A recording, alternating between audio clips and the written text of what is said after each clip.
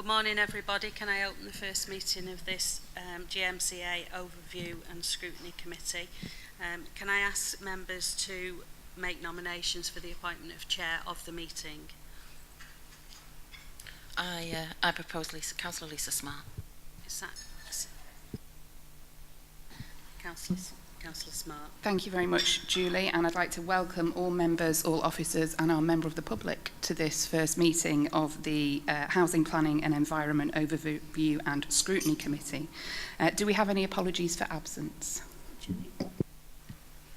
Jenny, have we had any apologies? I don't think we have from the 11 members currently nominated. We've got a number of members here today who are acting as observers. Thank you very much. I don't believe we have any urgent business to attend to. Do we have any declarations of interest? Do any members of the committee or anybody else here have anything to declare? No? Okay, moving on to item number 5, terms of reference. We have had some terms of reference agreed by the Combined Authority at its meeting of the 30th of June 2017. So that's item 5 on the agenda. Does any member of the committee or anybody else want to comment or question anything that's in these terms of reference? Councillor Morgan. Thank you, Chair. I do think we need to confirm and clarify for the next meeting the chair and vice chair positions, and whether they should be both opposition, whether they should be, the vice chair should be Labour. We've had a previous discussion, but I think it needs to be minuted that needs to be sorted. So that's an action for the officers to come back to the next meeting with some clarity on how, and I suppose it's going to be the same for all of the scrutiny committees, how the chair is elected, how the vice chair is elected, and a little more clarity on member of opposition party or otherwise, particularly for the vice chair. Thank you very much. Does anybody else have anything to say on the draft terms of reference? Can you make the recommendations about meeting timings? Okay. A discussion was held earlier about some proposals on when we meet. We agreed that this committee should meet on a monthly basis, probably in the second week of the cycle. We had a discussion about wanting to be inclusive and accommodate members who have jobs or who have caring responsibilities or who would prefer to avoid rush hour traffic, and it was agreed that we would like to alternate our meetings. So one will take place during the day starting at 10:30 and the following one would take place in the evening starting at 6 p.m. So they would alternate. Is it agreed that that's the recommendation of this committee? Agreed. That is agreed.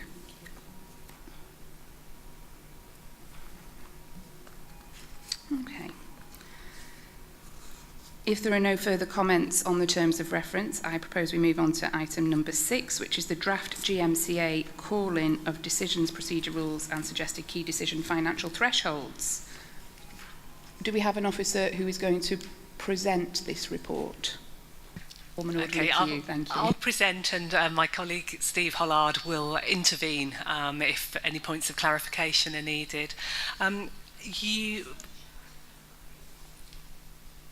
Okay, I received a copy circulated separately by Jen. Jen has got some paper copies. Okay, well, could those members who don't have a copy of this report raise their hands? And we'll just take a moment for Jen to circulate those before you start, Susan, if that's okay. That's fine.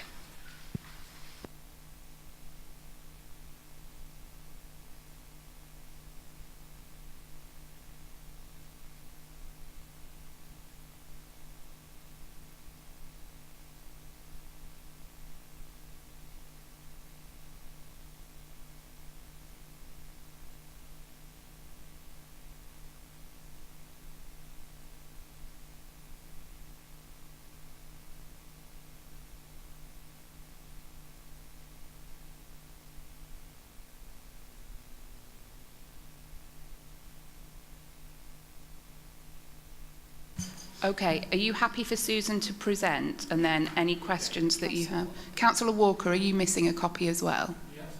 Okay. If, with your indulgence, if we could ask Susan to present the report, and then we'll get a copy to you as soon as possible, and then we'll work out how we deal with that in a moment. Susan. Okay, thank you very much. This report is required. It's one of the things that the scrutiny order requires yourselves to do, is to develop two things. First of all, a call-in process, and secondly, to decide the financial thresholds for key strategic decisions. And so this report just makes some suggestion for you to review and then think through how you would like, what would be the best way for you to call in. This report needs to be taken to each of the committees, each of the 3 scrutiny committees. So any comments that you make, we will take to future scrutiny, the scrutiny committee tomorrow and the scrutiny committee next week. In summary, the way in which we've done it is we've very much replicated the kinds of procedures that we had for the GMCA's Joint Scrutiny Committee. Last time we used those rules and regulations, the call-in procedure, it worked well, we think.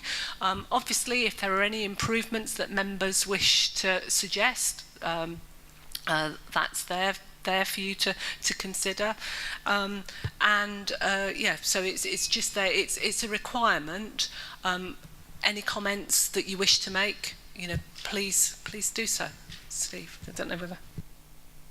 Just further to what Susan said, I'd just like to raise 2 points. In relation to paragraph 3.12, there may be some ambiguity about what happens in the event that the meeting of scrutiny isn't convened within 10 working days. So if the committee's in agreement, it's suggested that if they do agree the procedure, the wording there is slightly amended so that following the first sentence, which reads the meeting must be convened within 10 working days of the decision to call in, a further sentence is inserted there to say that in the event that it's not possible to convene a quorate scrutiny meeting within this period, such a meeting must instead be convened as soon as practicable to consider the call-in. It's just to recognise that given the quite high quorum threshold of 2/3, it may not always be possible to meet that 10 working days, and it's just to clarify what the position would be in that event.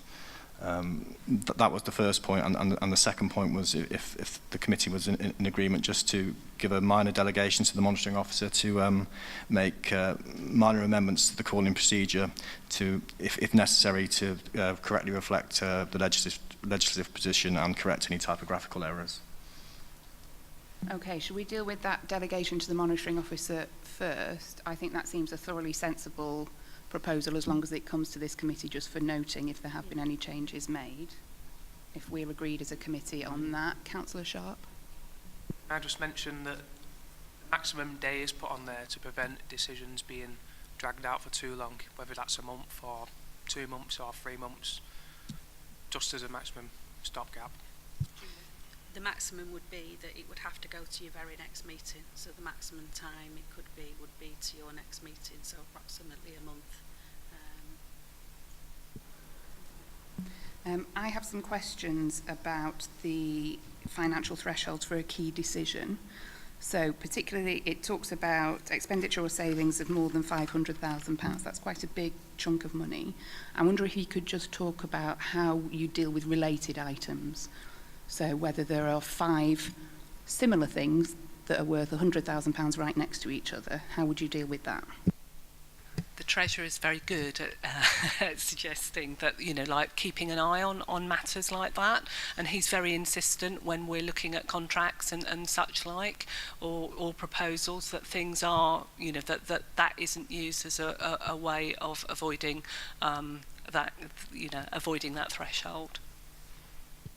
I was very pleased to see that there had been a change from the draft calling procedures so that it's 3 members of a committee can call something in, because of course had it been 5 members, then the opposition would never have been able to call any item in at all. So I was very pleased to see that number of members had come down to 3 and was a much more workable number. Do any members of the committee have any questions or comments on these draft call-in procedures? Councillor Morgan. Thank you, Chair. I'd like to move the accept them with the amendments that have been indicated. Like we mentioned before, we've used these call-in procedures for a number of years in the previous guise of the Joint Scrutiny Committee, and on the very rare occasions they were used effectively and non-politically as well. So there were joint call-ins from all parties together. Again, looking at it strategically, that's what we're here to do. So I'd like to move the call-in procedure with the comments made. Seconded by Councillor Wilson. Is that agreed? That is agreed.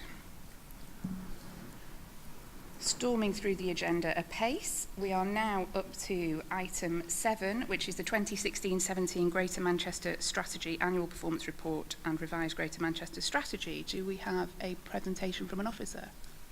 Yes, I'm here. Please go ahead. Thank you. I'm here on behalf of Simon Noakes. My name's John Holden. I'm Assistant Director of Strategy and Research of a Combined Authority.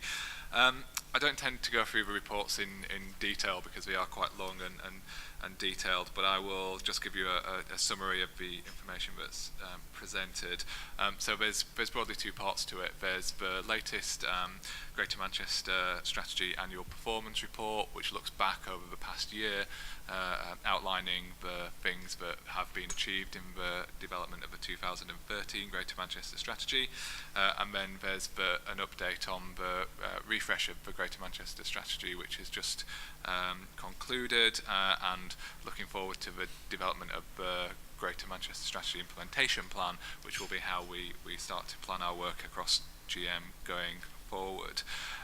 So the performance report itself looks at each of the 13 Greater Manchester Strategy, the 9 Greater Manchester Strategy priorities, sets out key measures and how we've progressed against the targets, and outlines the achievements we've made. Reflecting feedback from previous scrutiny groups, we've developed that to be more public-facing, to include infographics and case studies where relevant, to try to bring to life a little bit what we're doing in Greater Manchester, and hopefully people have seen that there's been some versions which our colleagues in communications have worked on, which are a bit more glossy than the papers which were circulated for the meeting. The report outlines there's 3 key areas which will be of most interest to this group. In the area around housing and planning, we obviously published a draft Greater Manchester Spatial Framework over the course of the last financial year. We've developed the Housing Investment Fund, and that's now approved £300 million worth of investment to deliver 4,000 homes. That fund's now starting to recycle, which gives us more flexibility to be invested in different forms of housing. And we've also agreed an innovative memorandum of understanding with housing providers across Greater Manchester, which will see a new partnership between the Combined Authority and housing providers to use their assets to respond to the social challenges that some of their tenants face, and also to ramp up the delivery of house building by housing providers themselves. To bring it down to one crude target, as we have in the indicator suite, we have seen growth in the number of houses built over the last financial year, but we're still only building 6,200 homes a year, which is below the target of where we wanted to be, and quite significantly below the around 11,000 we need to build each year to keep in step with population growth. The report also updates on the achievements in transport. We've published the Transport 2040 strategy and now working on the implementation plan for that. We've published a GM low emission strategy and an air quality plan, and again are on with the implementation of that. And the transport investment programme continues, and the report outlines quite significant investments that have been made in cycling, all of which has resulted in a drop in a rise in the number of non-car journeys being taken across Greater Manchester from 27% to 29%, meaning we're on track to achieve our ambitions there. But obviously we're still heavily dependent on car journeys across Greater Manchester as a whole, and further progress to be made there. And finally, the area of low carbon is highlighted, and the report outlines a range of programmes that have been implemented to achieve our CO2 target of 48% reduction by 2020, and as the report sets out, we're broadly on track to achieve that target. But it's worth noting there is quite a significant lag in that data, so the latest data we've got is only for 2014, and that's due to delays nationally in releasing that information. So we'd welcome any comments on the performance report itself. The second part of the paper then talks about the revised Greater Manchester strategy. That revision process started back in June last year, and the Combined Authority took a view that it was an appropriate time to refresh the strategy, given the substantial amount of devolution that we've achieved since 2013, the mayoral election, obviously in May of this year, and the decision to leave the European Union, meaning that the context in which we're working has changed quite dramatically. The strategy itself was refreshed, starting with an extensive consultation process in December and January, involving social media and face-to-face interviews with residents, and that was done in all districts in Greater Manchester. The revised strategy continues the twin track approach of growth and reform, which Greater Manchester has followed for some time, so bringing together the activities to grow the economy with the activities we're undertaking to reform public services. But it takes a life cycle journey, so it looks at the life cycle of broadly an individual in Greater Manchester, so ensuring that people have the best start in life, ensuring that they're able to grow up well in Greater Manchester and get on and get a good job, a good house and have a good environment, and also that Greater Manchester is a good place in which to grow old. And the reason we've done that is it responds to the feedback we've had about through our consultation, but also it allows us to be able to draw out the linkages between different policy areas more clearly than we've been able to do in the past. I think there's 3 particular priorities of interest to this group. Priority 5, which is around connectivity, Priority 6, which is around safe, decent and affordable housing, and Priority 7, which is around a green city region. And we think this, the Greater Manchester strategy will be a really important document for this group going forward.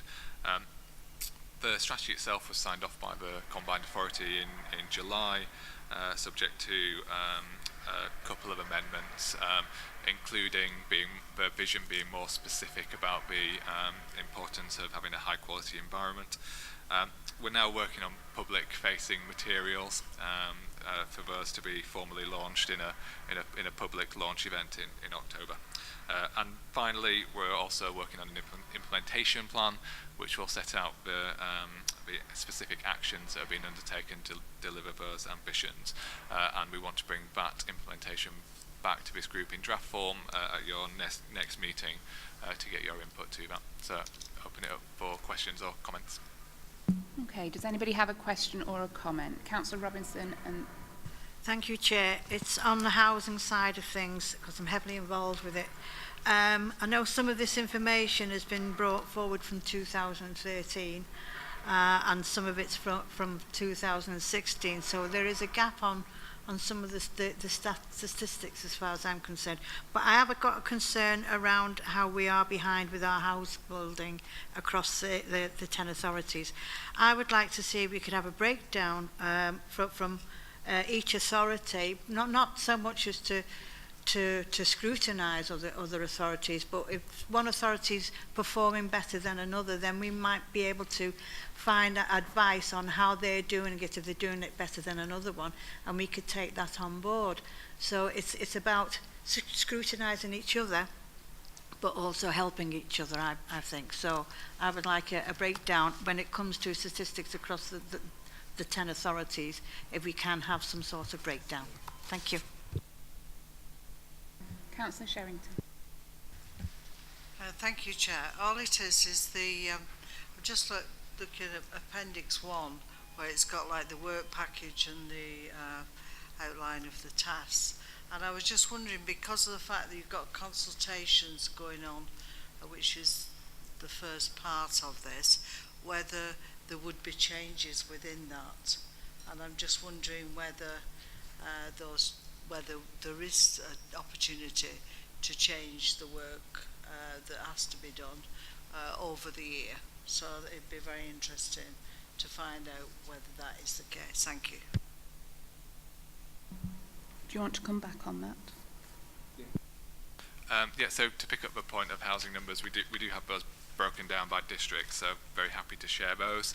I think unsurprisingly, but there is a lot of work underway to accelerate that housing delivery number, because it is a real challenge that we face. So, as we said, along with most places across the UK, and I think yes, we very much welcome your input into a work plan, and there is opportunity to change that activity, and indeed we'd expect that to come out of these meetings.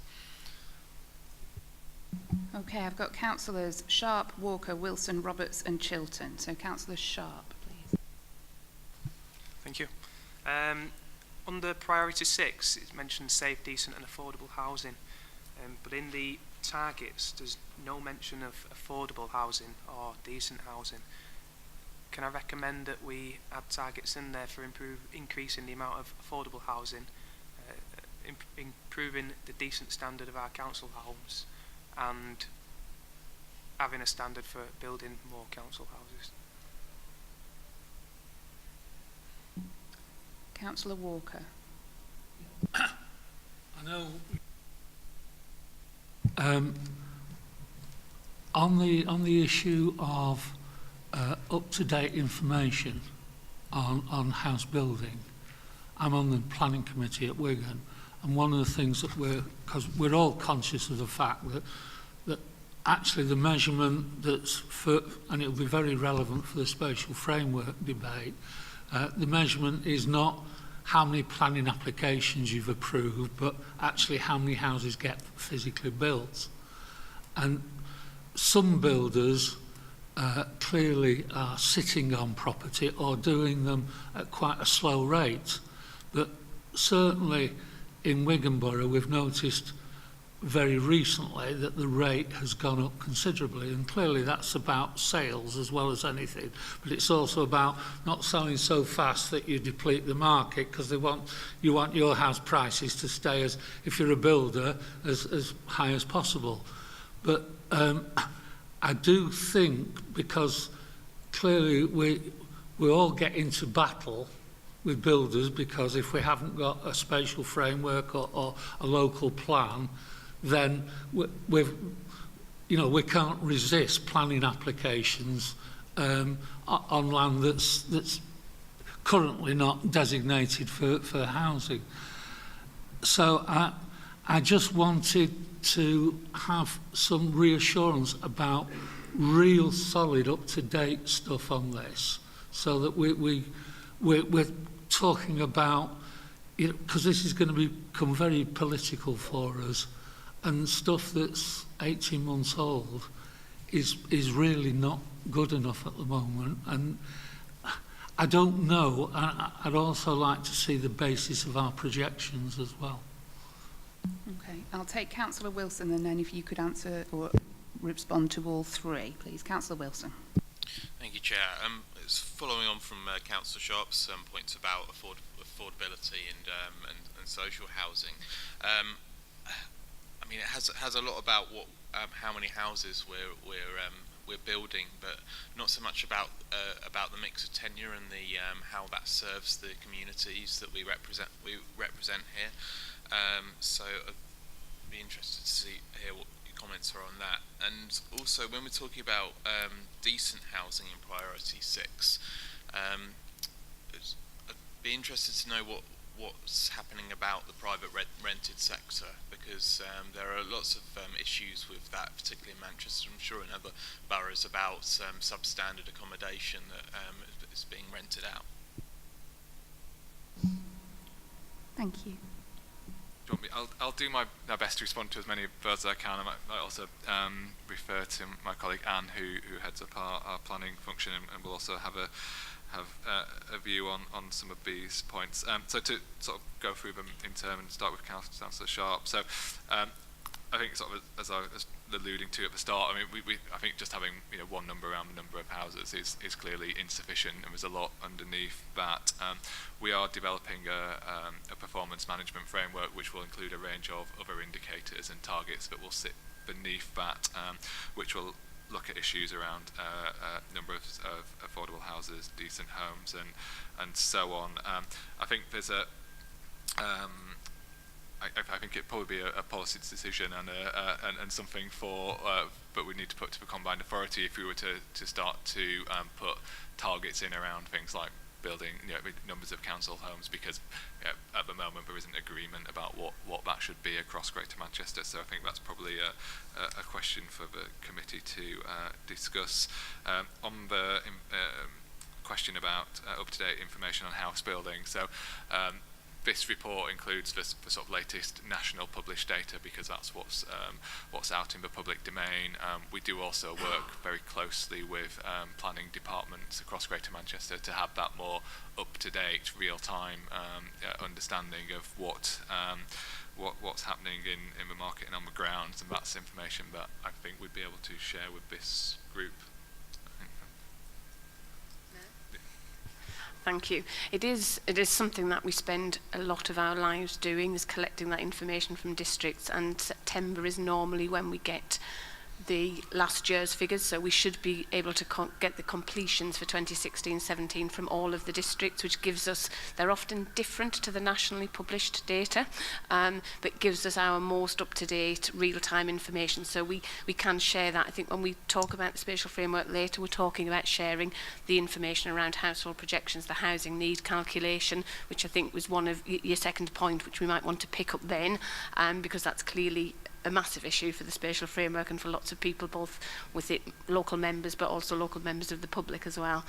But in terms of the completions, we can share that. We also collect a lot of information around land supply, which we'd be hoping to bring to share with you as well early in the new year.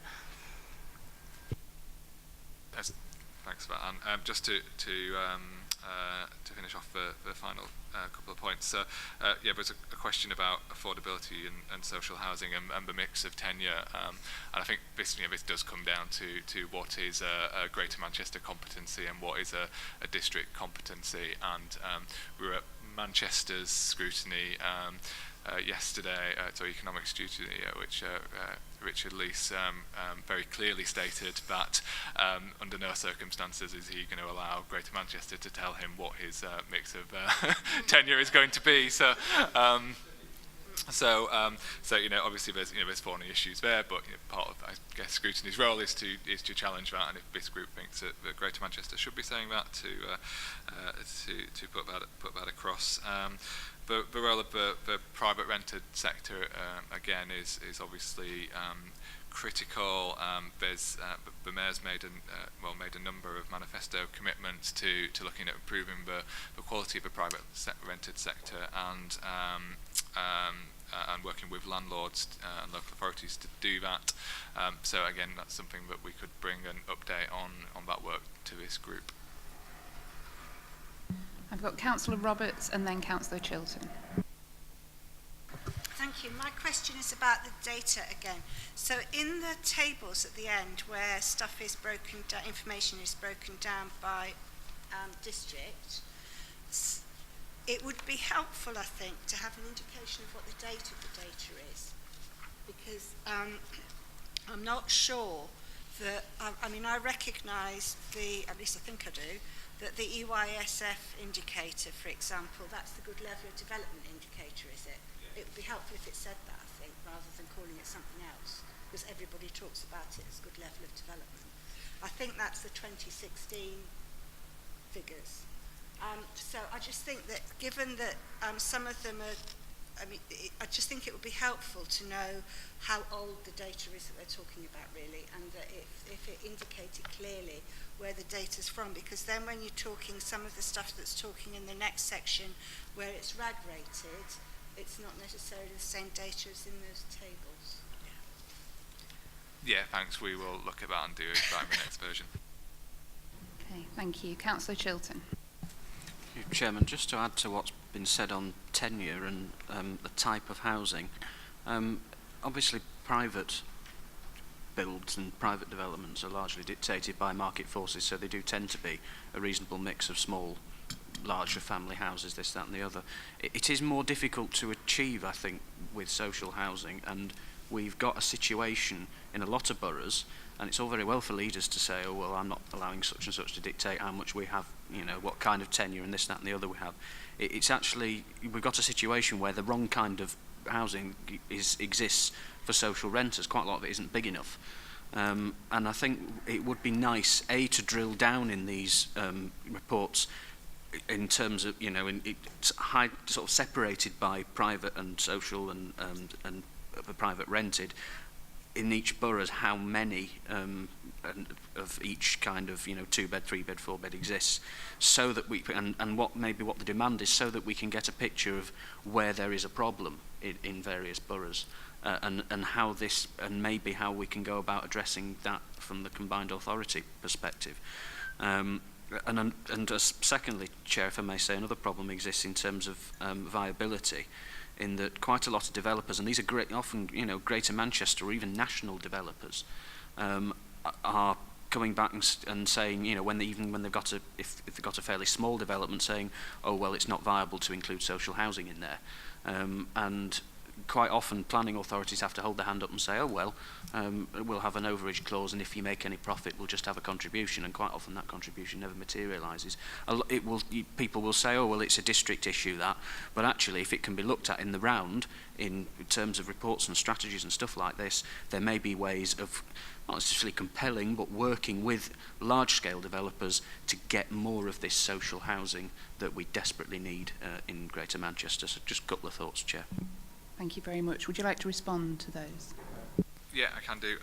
So in terms of the mix of housing tenure and what that's looking like now and in the future, we are in the process of developing a strategic housing market assessment which look at that consistently across Greater Manchester, so we can share that information with you on the question of affordable housing and developer contributions and so on. That's again something that's being we're looking at with government, partly to make the case, but perhaps some of the powers that we've already got are not sufficient in that regard. So again, on the forward work programme, that's something that we could bring back for discussion. I think we'll come back to that when we talk about the work programme, but I think that's certainly something I would very much like to see on there. Okay, I'm going to take final comments or questions. Councillor Sharp, are you indicating? Please go ahead. Thanks again. I just missed off before the number of empty homes in Greater Manchester, long-term empty homes, is reaching 11,000. Can we add a comment on that as well, and what we're willing to do as a Greater Manchester authority to combat that? Yes, neither of us experts on housing. We should have brought Steve Fife along with us, and we can give you more information on it. I think the view on empty homes is we've reduced empty homes dramatically across Greater Manchester, some districts much more than others, but actually I think the general view for a functioning housing market is you should have around 3% of the stock empty because people are moving and you have that churn, and long-term empties are obviously not part of that, but we're getting below 3% across Greater Manchester, so the numbers are getting quite low and the number of long-term are reducing significantly. Clearly there is still there's some way to go, but if we were having this discussion 2 years ago, those numbers would have been significantly higher. If that's something that we're interested in, I can get a quick briefing note around you about what we've been doing, what the numbers are, what we think we may need to do in the future about that. We're filling up our work programme quite well in this section, aren't we? Okay, Councillor Sherrington. No, please go ahead.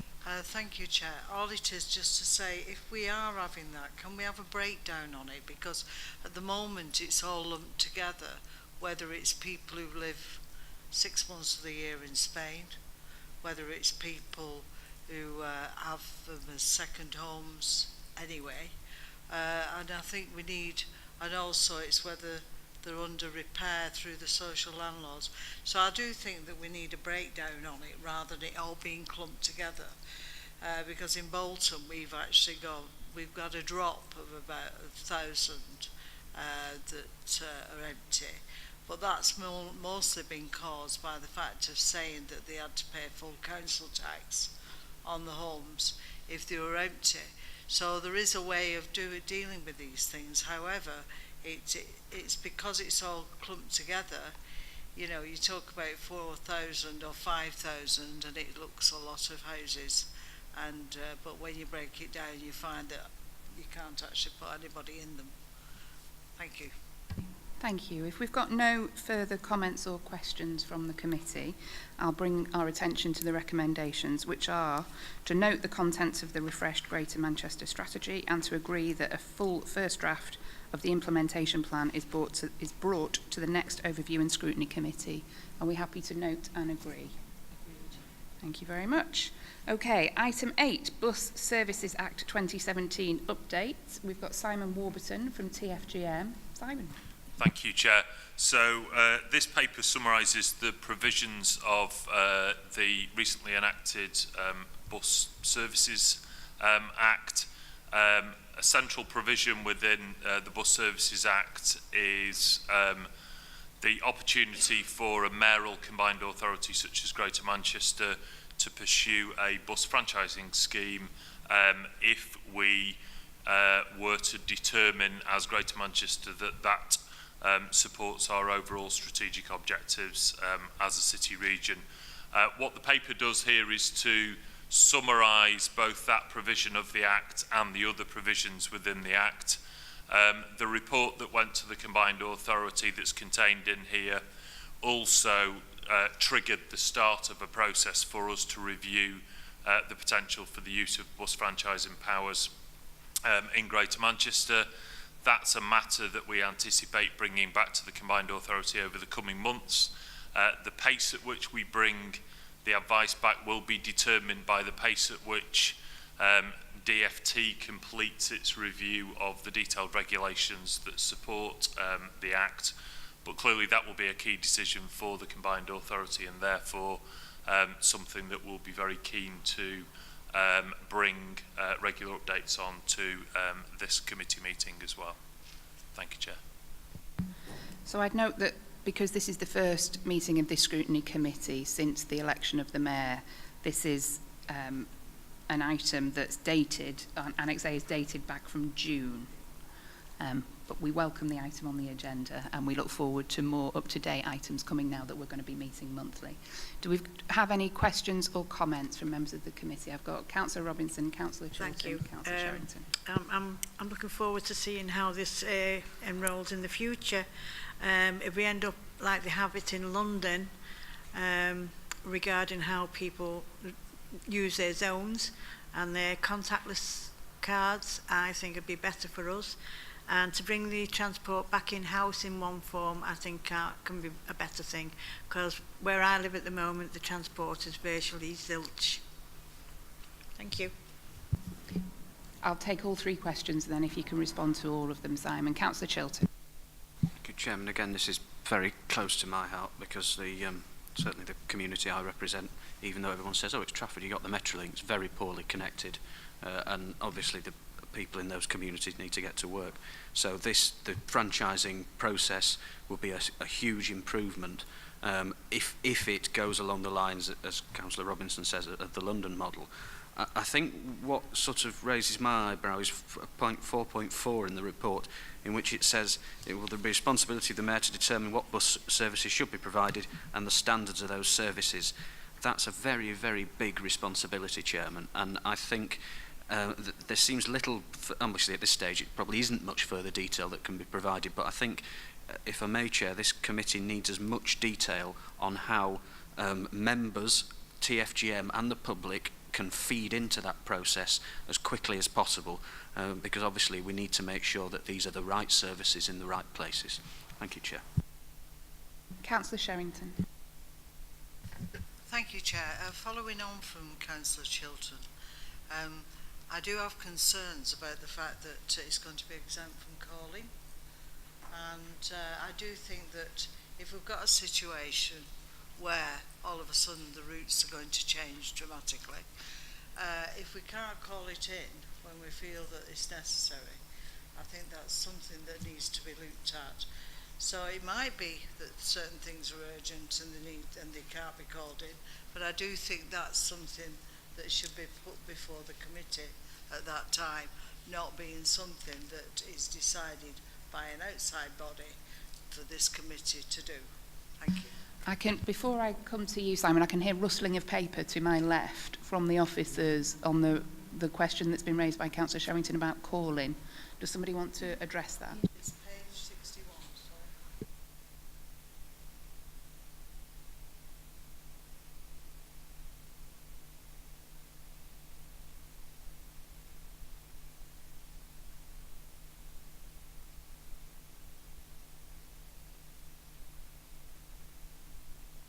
Page 2 of the report.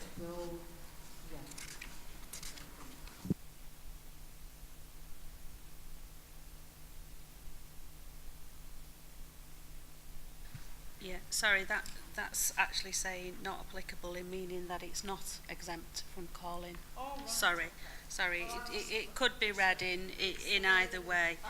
Yeah, it's just a process point on the front page of the report where we note, you know, if it's a major key decision or if there's any reason. So on this one, it's saying not applicable, so meaning it's not exempt from calling. But a useful point to clarify. Well, I just wondered why they put it in the document then, if it's not going to be exempt. It's just a process point to confirm that it's not. Okay. Simon, do you want to address the two other points, please? So, firstly, with regard to Councillor Robinson's point, clearly, ultimately, we will bring together a full assessment of what we consider to be the benefits associated with bus franchising, but nonetheless, the trigger for us considering bus franchising in the first place, and something that was set out very clearly in the 2040 transport strategy, is around these factors of integration. So our ability to be able to develop one integrated fares arrangement, which isn't something that we can achieve through a deregulated arrangement. That's not a criticism of officers, bus operators. It's just a simple legal fact that we can't achieve that through current arrangements is very much the driver for the consideration. With regard to the Mayor's powers for determining services, one of the elements that we are reviewing as part of the overall consideration of a potential scheme is what that governance arrangement looks like in practice. So clearly, with a bus network of the scale of the system that we have in Greater Manchester, it seems unlikely that the Mayor would individually seek to determine every individual service. And so what we'll be developing is a review of the transport governance arrangements that we have in place in Greater Manchester at the moment, and what would be an appropriate scheme of delegation, and clearly scrutiny as well, to make sure that those decisions were taken in a suitably informed and timely way. Councillor Walker, you indicate. Just on the issue of franchising, it feels like an opportunity to put pressure on bus operators to do things that they haven't done in the past. And what I'm not quite sure when it talks about competitive tendering is whether we can take into account, as we do on other works. I mean, if I'm doing a building works, it's not just on price anymore. You know, price is just one of the factors. Part of it's about quality and lots of other things. And I just wonder whether that will be part of the future, because clearly that could be huge in terms of implementing some of our other policies on transport across Greater Manchester. So to answer that question, yes, absolutely. It would be a broader approach to assessing franchise submissions. And again, at the point that we bring forward a detailed proposal, that there will be a management case set out within that detailed proposal in terms of how we would anticipate going about undertaking the letting of franchises. But to a degree, we already have started to put some of those mechanisms in place. So to pick up on the point of cost versus quality, historically, the tendered bus services, the socially necessary bus services that we let were at one time let on little more than a cost consideration. In recent years, we've developed an operator scoring system that looks at vehicle quality and the reliability of services that are already provided by those companies, and so on and so forth. And we use that as well to rank operators. So there is a bit of a history of that in place already, but absolutely a franchising system would be about the Mayor and the combined authority and that new governance arrangement setting some very clear standards in terms of what we would expect more widely across the bus system. Okay. Thank you very much, Simon. If there are no further questions or comments from members, we are recommended to note the report. Are we content to note that report? Thank you. Item number 9, the Greater Manchester Spatial Framework Briefing. Anne? Thank you, Chair. I get the impression members are aware of this item before we start, so that's always good, and I feel we may see each other quite a lot over the coming months. But, very quickly, the report sets out the process that we've followed so far. We have been working on this since 2014. It feels that long. We've had 3 consultations in that time. The most significant was the one last October, which was on the draft plan, and I'm sure you'll be aware generated significant response. Some of the key issues, very briefly, are outlined in paragraph 2.6. Upon his election, the Mayor announced that he wished to see a radical rewrite of the spatial framework, with a particular focus around issues around housing need and affordable housing that he wants us to look at in much more detail, and also around town centres and the role of town centres into the future, and also wishes to see a substantial reduction in the amount of greenbelt. In the light of that, and in the light of the substantial response we had and the job we're doing just to look at all of those responses, the next version of the plan has been put back to June 2018. We were meant to be going out sort of this year, but actually in the light of the further work we're doing, and Appendix 3 sets out just briefly some of the key pieces of work that we're undertaking to inform the next version of the plan. The Mayor also wishes to see some wider engagement with the public in the development of the plan, and I think particularly an understanding in a more accessible format of the key evidence that underpins it and the building blocks that will inform the next plan. So section 3 of the report sets out what we're proposing to do between now and June to actually share some of the key information, particularly around the economic forecasts that the plan will be based on, and I think we've had quite a lot of challenge from both members of the public and also from the Mayor himself around the impact of Brexit on those and whether or not we need to review what we're looking at. There'll be a report hopefully going to the Combined Authority in the next couple of months setting that out. The assessment of housing need, which is always a huge issue for statutory plans. The government is due to publish a standard methodology at the end of this month, or by the end of this month, we believe, and that will give us a view on the government's approach to housing, and we'd need to look at the implications of that for Greater Manchester. And obviously a very big issue was around the amount of greenbelt land that was being proposed for development, and the fact that I think there was a perception that we were ignoring the vast amounts of brownfield land that we have. So what we are proposing to do, all of the districts have a statutory duty to publish a brownfield register by the end of December. And what we were proposing to do is to bring that together with all of the work we've been doing around increasing housing supply in town centres and around railway stations and good public transport access points, and show that to members of the public, let people have a look at that. People can suggest if we've missed out sites or whether or not they think we're not looking for high enough densities in certain areas, so that we're exposing all of that information before we come to the next version of the plan, because what tends to happen is people get 1,000 pages of documents of background evidence as well as the plan, and it's very, very difficult for people to understand. We're also looking, hopefully, to be able to publish some of the work we've been doing with TFGM colleagues around the transport studies, looking at transport network issues, both within the existing urban area and with any proposed allocations outside of that. And also, long overdue, I feel, publish all of the responses we had to the consultation, so people can see what they said has been represented accurately, but also what everybody else has said about the same issues, and we're hoping to do that in the next couple of weeks. So that's the report. I mean, the recommendation is that we come back to you, I think, early in the new year with sort of a culmination of that, and I think given the discussion we've had around housing, probably with the draft strategic housing market assessment, which should be ready by the end of the year, but happy to take any questions. Thank you, Anne. Yes, I think all members of all councils of the 10 boroughs are very aware of the GMSF, and it may have even been motions repeatedly at some full council meetings. I'm as a member representing a ward with some green belt in it.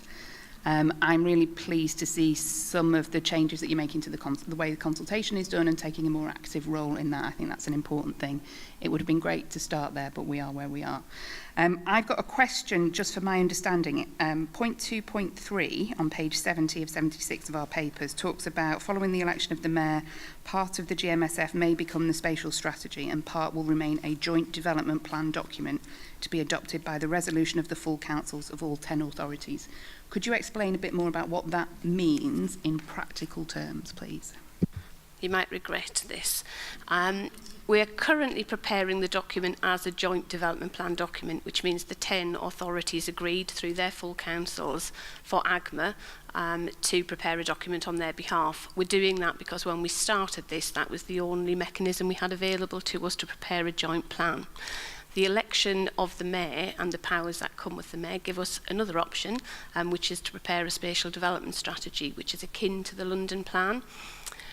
What that doesn't allow us to do is to allocate land. So we're currently having discussions around whether or not we continue with the joint development plan document or whether it makes sense to split the document and have a higher level strategic document and deal with the more detailed allocations either through a joint development plan document or through 10 local plans. And chief execs have asked us to think about that to take a report to leaders for a view on it. So we haven't got a settled view at the moment. It's up for discussion. Thank you, that was helpful. Councillor Walker, Councillor Morgan. Could you use your microphone, Councillor Walker, please? One of the things that I'm on a planning committee, so one of the things that I'm aware of is when we get appeals turned down. We get appeals turned down basically on the grounds that we haven't got a big enough supply. And I think that our supply isn't bad compared with most. But I think it would be helpful if we could compile across Greater Manchester the number of appeals that have been lost but on the grounds of supply. Because I do think that our public don't really get that part of the argument that you know, the bottom line is if you haven't got a plan, you're almost guaranteed to lose most of your appeals. So I think getting the size of that and a real feel about it rather than odd ones as they crop up would be helpful for everybody. And then just a question, and part of this is because I must admit I didn't know I was going to be on here until a couple of days ago. I did see in the LGIU a little report, and I've not followed it up, about Cumbria and Amy, A-M-E-Y, which I think is a developer. Sounds a bit like an old developer with a slightly new name, but to me, but there's and some talk of, I think, a £27 million legal cost bill. And it just felt to me like that might be a bit along the lines of our spatial framework argument. And I just wonder if you as planning people had come across what that was about. What I think I'll do is I'll take 3 questions and then if you address them all together. Councillor Morgan, please. Thank you, Chair. Like you indicated, this is one of the most controversial issues that we as certainly planning count, those of us that sit on planning, have faced over the last couple of years. And I certainly do welcome the Mayor's call back in of the strategy with a view of reducing the green belt taken and concentrating on brownfield sites. So I certainly do welcome that. But it really was no surprise to those of us that do sit on planning that when we called the sites or asked developers or whoever to call in sites, the majority of developers thought this was their opportunity to build on this green belt land that we've all been fighting to protect, all of us from every party in our wards for years. So it was certainly strewed towards the developers' benefit rather than the community, and that's purely driven by obviously monetary value. So, and then the other issue we have, and Fred touched on it earlier, is the land banking issue. That we've got so much land that has been allocated that has got planning permission on and builders holding onto it. So I'd like to know what the Mayor's going to do about that, or what his plan is within the strategy to make planners build what they've got permission for, and if not, what action he's going to take to either take this land back in to give it to somebody else or to develop, or force developers. And we're trying to do that locally through our own planning. We're reducing the length of the planning permissions and stuff to try and force them to do it. But I think we need a strategy to encourage developers to do that. So I think this is massively one of the most strategic, important issues that's facing us at the 10 conurbations. And I think it's important enough when we go forward to talk about the work programme that this is put on the agenda, literally as a monitoring agenda item every meeting. Now, we're not saying we need to talk about it for an hour, but at least just an executive summary of what's progress since the last meeting, so we all can go back and brief our own councils on this issue. So that's just the point. I know we'll discuss that in a minute. Councillor Chilton. Just a brief comment, Chair. I think, unlike yourself, I represent a ward with no green belt in at all, practically, but a lot of overcrowded rented housing. And I see it from the other direction, really, in that I think part of the problem with the original iteration of the spatial framework was that it didn't put strongly enough across to people who, by all accounts, are absolutely fine and don't see the issue, as to the scale of the housing problem that's on our doorstep. And often for people, who really don't have any option at all as to where they can live. So I'd like to see in any new iteration of the spatial framework, a real, as well as some more, shall we say, some more sensitivity as to where they're putting a lot of this housing. Also, putting across quite strongly the situation we find ourselves in and why so many people need better quality housing, because that message wasn't got across. So hopefully we can look forward to that, Chair. Thank you. Some good points made there. And would you like to come back on those, please?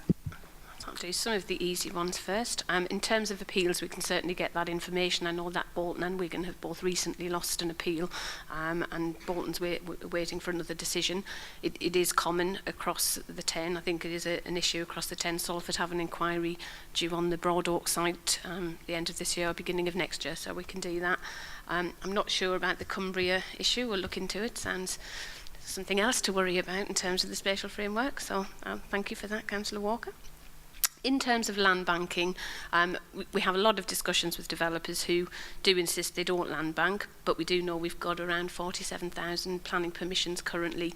We're building around 6,000 homes currently. So we have got an issue. I think the bigger issue with that is the work that John referred to earlier around the housing deal and about us having some ability to help bring forward brownfield land, either through a land programme which helps with remediation or with us developing other models of development or actually doing direct development ourselves. That's how we're actually going to be able to deal with that, I think. The Mayor has no actual powers over planning permissions. They still rely completely at the districts. I think districts are doing everything they can by reducing length of time. Housing White Paper started to introduce perhaps some sanctions if people didn't begin work, but we don't know whether the government are actually going to bring those through. It's gone very quiet on that front. And in terms of the next iteration of the plan, I think the Mayor is very, very clear that the next iteration has to be very, very explicit about how it will deal with the housing crisis and how it deals with housing need. I think there will be, it will be a very different document. I think the points you made have been taken. I think there have been a lot of lessons learned about the last document, but thank you for that. Okay, I've got Councillor Sherrington and then Councillor Wilson. Thank you, Chair. I think the biggest problem that we're all facing is the fact that no matter what decision we make at planning, the inspectorate can turn it over. And although it's not supposed to be political, it is. And quite simply, the only way to actually overcome this is if we start having a regional inspectorate. And if we had sort of part of this northern powerhouse that we keep being told about, is if we can have part of that would be to actually have an inspectorate so that they could actually talk to people who have some idea about what's going on here. Because if they come from London, it's another world. I mean, I understand that they've got to have umpteen people living in the same property because people want to work there, and that's the only way that they can get jobs is actually working in the city. And so I can understand why the situation is completely different. And but no matter what you try, you know, otherwise, I mean, we're trying something different in Bolton, which is to actually look at modular housing so that we can get it up fast on some of our brownfield sites that we have control over. Then by getting them up fast, we can sort of tick the box that we've done so many houses, so therefore it might really stop a piece of greenbelt not being built on. But having said that, we really don't have that control, and it's very frustrating because the public see it as being our fault, and we're up against it all the time, and it needs really some way of actually having an inspectorate that we can hold to account as well, and we don't. We've got this inspectorate, this faceless person who is down there, only sees things from the south of England, and it is completely different up here. Thank you, Councillor Sherrington. Councillor Wilson. Yeah, I just wanted to build on what Councillor Chilton was talking about, and I think in all of our boroughs there are plenty of brownfield sites that are desperately and would benefit hugely from being developed and put housing on. However, with brownfield sites invariably comes viability, and what we can sometimes struggle with, and I know we have done in Stockport, is actually getting affordable homes built in brownfield sites. And so I think in order, we need to bear that in mind as well with what we're doing. We want to be able to offer affordable housing, and we're going to have to be really clever, I think, as to how we're going to be able to develop that and deliver that in the future. Councillor Roberts, please. I too represent a ward with a very substantial amount of greenfield, which is earmarked for development on the first iteration of the spatial framework. And clearly the issue that people do raise, I think people do understand that people need somewhere to live. Clearly the issues in the area I represent are quite often about people being able to afford to buy a home in the area where they have grown up, given that the level of house prices for local people. Oldham, as much of Greater Manchester is a low-wage economy, which means that there are affordability issues, and clearly as housing supply is restricted, housing prices go up and people can't afford to stay where they come from. So people do understand there's an issue about housing supply, even if for some of them it's about that rather than about social housing. But despite that, people still don't want the greenbelt built on. It's people that are aware of both of those things. And so we've had a lot of conversations. Again, the issue is about brownfield and about what does that mean in terms of it being available. Most of our brownfield sites, of which we have many, are in private hands. Some people are already making money out of what everybody else thinks is a semi-derelict building, but they see that as an opportunity to sell a phone mast or use it as a storage facility or whatever. So there's a whole question about who owns it and whether or not they want to release it for development.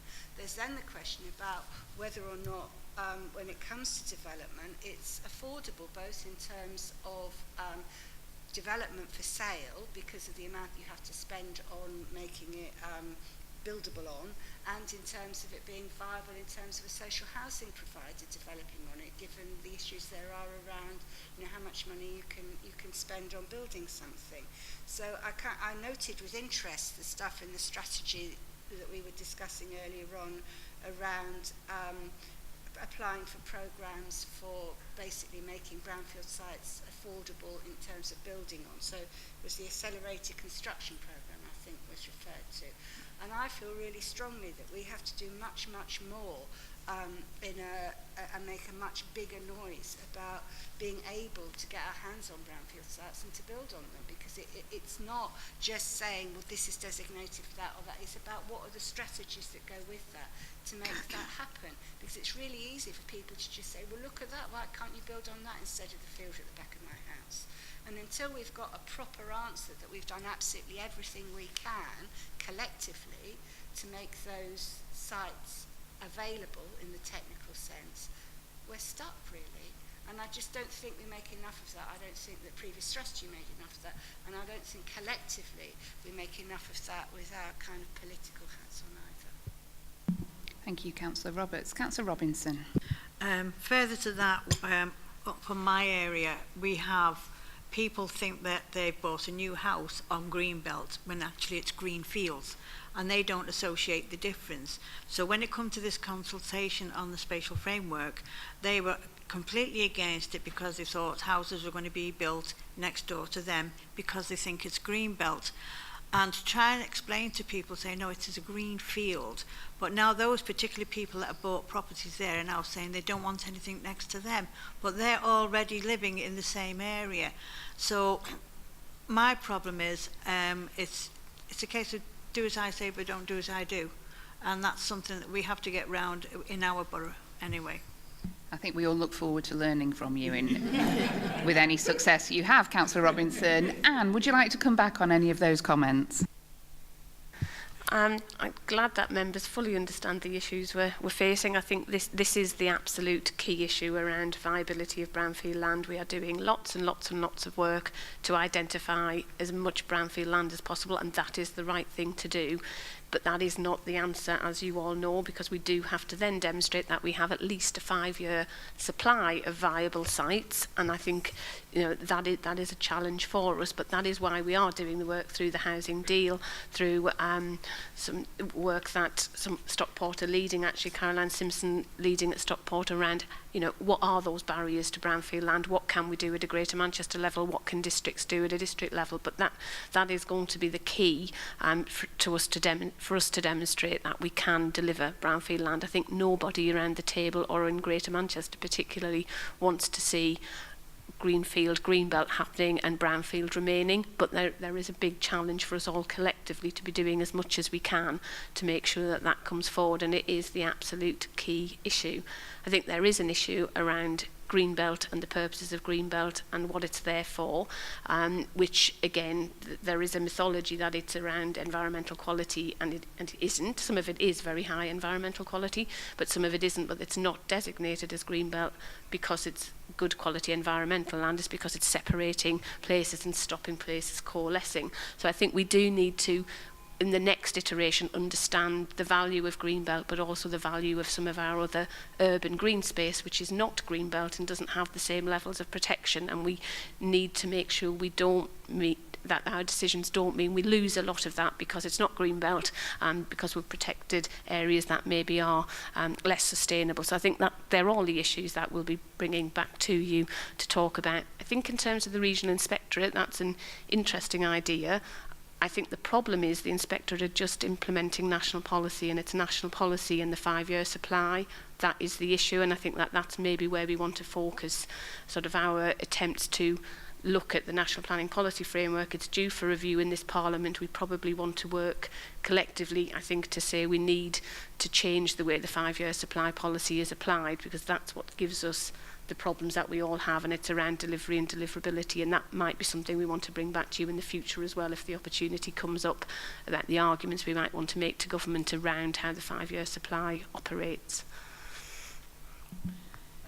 Thank you for that, Anne. I think we will return to this item, possibly at every meeting, as was proposed by Councillor Morgan, but certainly it's going to be one of our items that we're all going to know and love when our agenda packs come out. So thank you very much for that. Our recommendations, given that we've all had a good comment and some questions, are that we request a report in February on the timetable for the preparation for this next iteration of the GMSF, and to request a further report early in the consultation period post-June 2018. And members agreed with those recommendations? Agreed. Okay, item 10, the work programme, which we've already been filling up as we've been discussing. We had mention made of the implementation plan, which is due to come to us, I think, at our next meeting, at our October meeting. So that's already on our agenda. Was there another item that was already on there, Julie? There's transport. Yeah. More buses. Excellent. Yeah, more buses. We can't have too many buses, as those of us with not enough services would agree on that. Development viability, I thought, was a really interesting one that I think should be on there at some point. I'm not quite sure when. I would like to see something on homelessness. I think homelessness and what we're doing about it, the answer is not enough, but I'd like a bit more about that somewhere on our agendas in the future. Air quality, I think, falls firmly in the remit of this committee. something about what's going on about travel ticketing for young people. I know that was something the Mayor talked about a lot in his campaign to become Mayor. And I think that would be interesting for us to explore a little bit more around that.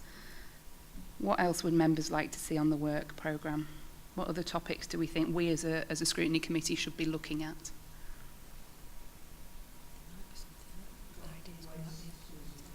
Councillor Sharp. Waste. We've got the... oh, sorry, is it on there? Yeah, so we've got... I'm a member of the Greater Manchester Waste Disposal Authority.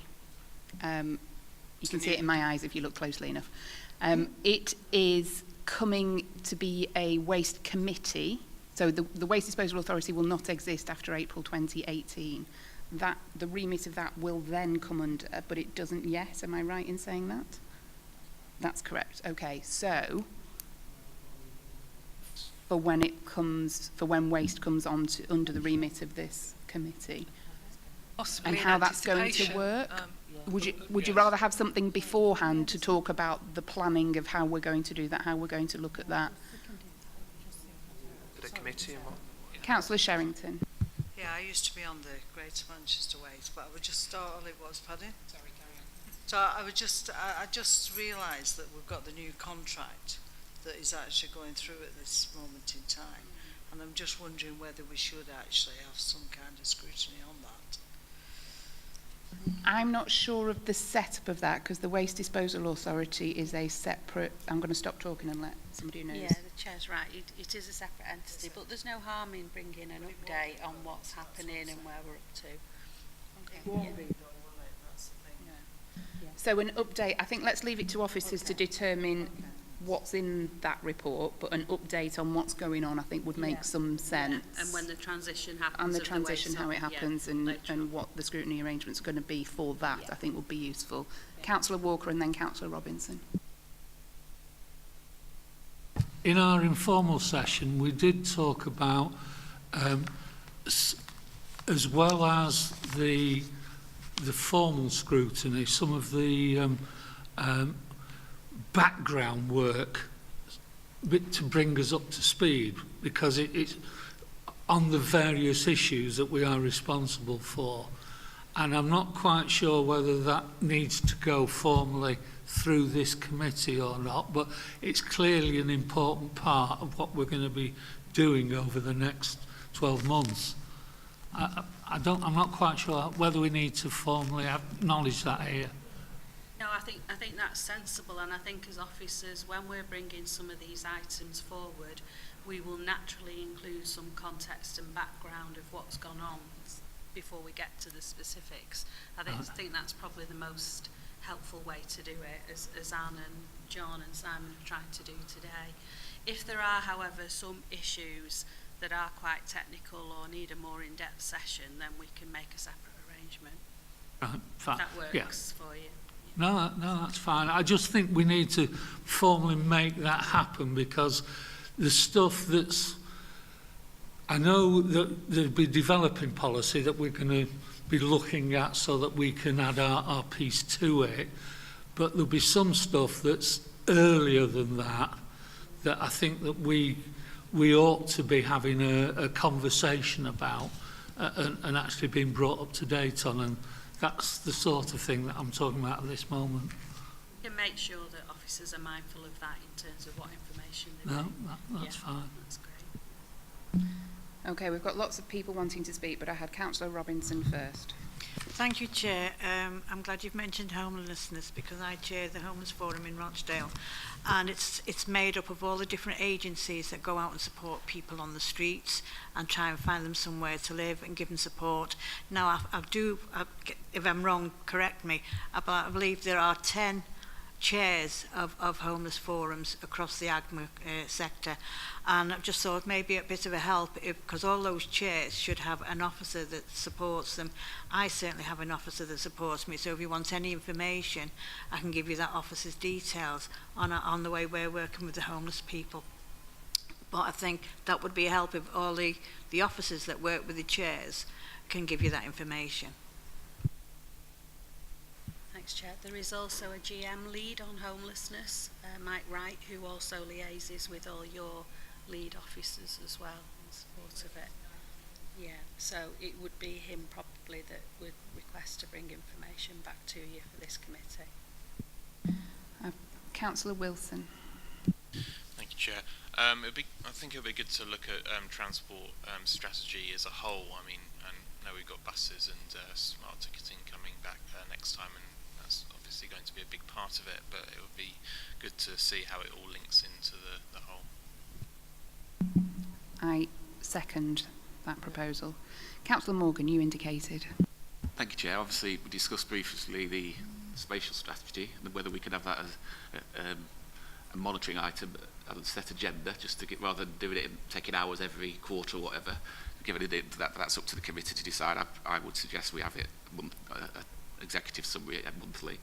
The other thing I would like to consider is the regeneration and the future of our town centres in all our conurbations, and how we can maybe get a presentation here to share best practice, maybe, and how the Combined Authority can support our not outside of Greater Manchester, which has had a massive success in regeneration itself. So we're all looking at ways to try and support our town centres, and they're vital to each conurbation. I think that's something we could maybe take a strategic look at and see where we can use best practice to encourage each other.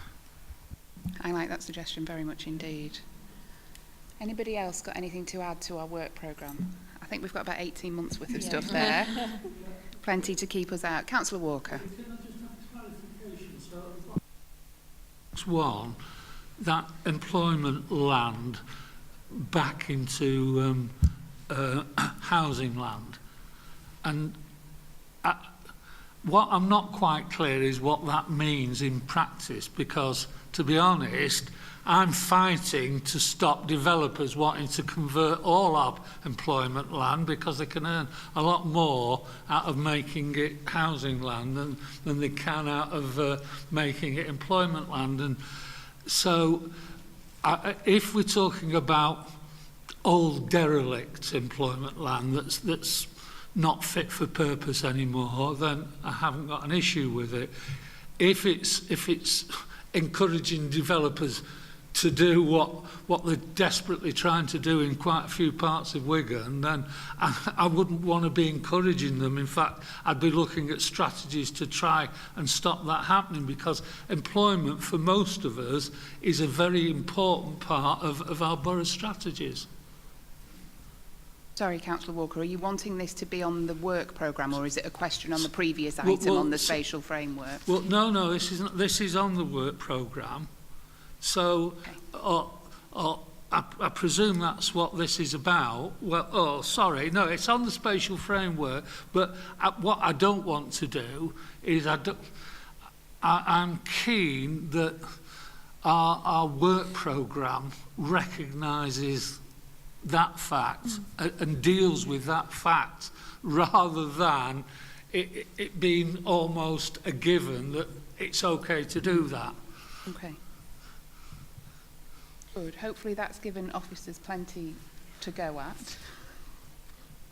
Julie, would you like to comment on that? Can I just confirm then, for October, we've got the GMS implementation plan, which covers more or less everything, and then if we prepare to bring a holistic transport presentation as well, there's two quite substantive items, and we'll take away the long lists that you've given and bring a draft written work programme to the same meeting for you to comment on. And what we'll do as officers is take the items away and try and align them with where they're up to in the key decision process in terms of the best timing to bring them to your meetings. Does that sound okay? Yeah. Okay. Councillor Sharp. Briefly, I agree with what Councillor Morgan said about having the Greater Manchester Spatial Framework as a standing item. I think what Councillor Walker was alluding to was can we determine what agenda items go on in there, if you know what I mean. What sub items did you talk about as a part of that? Can I suggest that we perhaps include it as a standing item? If there's nothing to report, we say there's no further update. If there is, and we'll liaise with Anne and her team to bring that to members, month by month. Councillor Sharp, in terms of what goes on the agenda. What we're suggesting is for the October meeting, we focus on the Greater Manchester Strategy Implementation Plan, which is quite a significant item, and transport, the world according to transport.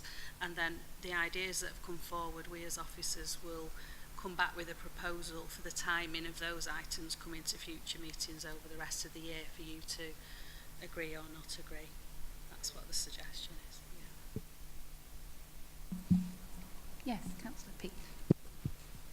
We've talked a lot about what we're going to scrutinise, but we've not talked very much about how we're going to scrutinise. And it concerns me that we only have one meeting a month, which seems a lot to come to, but there's a huge agenda there, isn't there? I think we need to discriminate between which are going to be fairly quick scrutinies. In other words, information given, we scrutinise that on the spot and accept reports, and items that we actually want to go into in greater depth and have perhaps task and finish groups. And I think we need to identify those at the beginning, you know, not just be reactive, actually decide now that such and such an issue is more important and we need to go into it in greater depth than just having a simple report from somebody. Are you, just to expand a little further on that, for my understanding, are you proposing that we talk about that now, or when we've got the list that comes from officers next month? What would your preference be? I was suggesting we talk about it next month.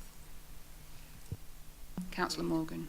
It's just to follow on from that, really. We've got to understand we have that overview function as well. So I would suggest the first few meetings we're catching up. Like I said, some of us have got gaps in our knowledge that we, you know, not necessarily understand transport fully. So there'll be a lot of overviewing going on for the first few months, I assume, and we need to account for that because we can't obviously say scrutinise something we don't really know anything about. I'm sure all members will have been involved in a task and finish group or a scrutiny review or something like that. I can see the joy of reminiscence in Councillor Morgan's face there. But it's certainly something I would support for some of these issues that do need really quite, maybe fairly narrow but very deep scrutiny. I completely support what you're saying there, indeed. Okay, I propose that we bring this meeting to a conclusion at 12:29. Only about half an hour after we were supposed to conclude the meeting, which is not bad. Okay, thank you very much, everybody. Enjoy the rest of your day.